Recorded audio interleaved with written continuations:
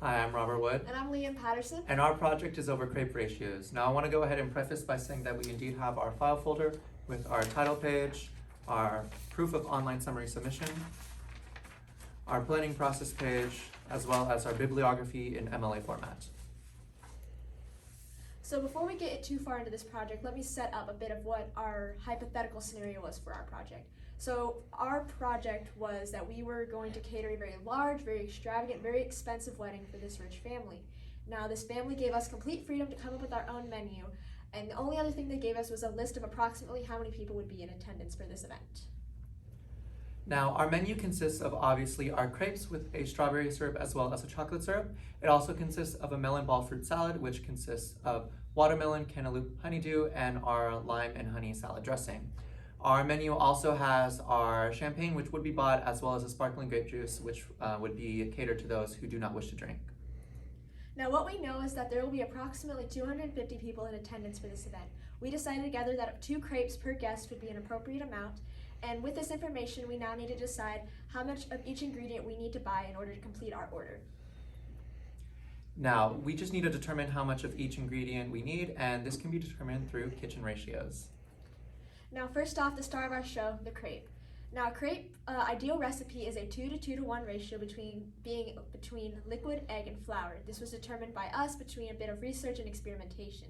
This ratio will make about 8 crepes, therefore we need pretty close to 63 batches to cover our entire order. Now we decided together that we would round this up to 65 batches to account for if something gets dropped or something goes wrong. Now, to determine how much of each ingredient we need, we can use the aforementioned 2 to 2 to 1 ratio. With 2 cups of our liquid, which would be the milk, we multiply by the 65 batches to get 130 cups of milk, or about 8 gallons. We'll have 8 eggs. We multiply that by our 65 batches to get 520 eggs, or about 43 dozen eggs. We have our 2 scant cups of flour, which we multiply by 65 to get 130 scant cups of flour. Now for our crepe toppings, we decided that we would do 2 possible crepe toppings which a guest could decide with. We decided we would do a strawberry sauce and a chocolate sauce. Now for our strawberry sauce, this is a 2 to 1 to 1 ratio between fruit, sugar, and water. This recipe makes about 15 servings, meaning we're going to need 17 batches to cover our entire order. This would be 2 cups of strawberries times 17 means we need 34 cups of strawberries. 1 cup of sugar times 17 we need 17 cups of sugar, and 1 cup of water times 17 means we need 17 cups of water. Now for the chocolate sauce, this would be a 3 to 3 to 2 ratio between water, white sugar, and cocoa powder. The recipe would yield about 16 servings, meaning we're going to need 16 batches to cover this order. This would be 3 cups of water times 16, which would mean we need 48 cups, or about 3 gallons of water. 3 cups of white sugar times 16 means we need 48 cups of sugar, and then the 2 cups of cocoa powder times 16 means we're going to need 32 cups of cocoa powder to cover this order. Now for our fruit salad, it's a simple 1 to 1 ratio for each of the fruits. The recipe serves 12, meaning we'll need about 21 batches to serve each guest. We multiply these 2 cups of each fruit in the recipe by the 21 to yield 42 cups of each fruit. With the salad dressing, it's a similar ratio of 1 to 1 for the honey and the lime. We need 21 batches, so we'll multiply 2 tablespoons of honey and 2 tablespoons of lime juice by the 21 to get 42 tablespoons of honey and 42 tablespoons of lime juice. Now here you can see that we have compiled our market order. Now this was quite easy to compile, as you've seen, just based on basic kitchen ratios. This consists of our 8 gallons of milk, 130 scant cups of flour, or our 42 cups of our melons. All right, so what would happen if we had changed this ratio?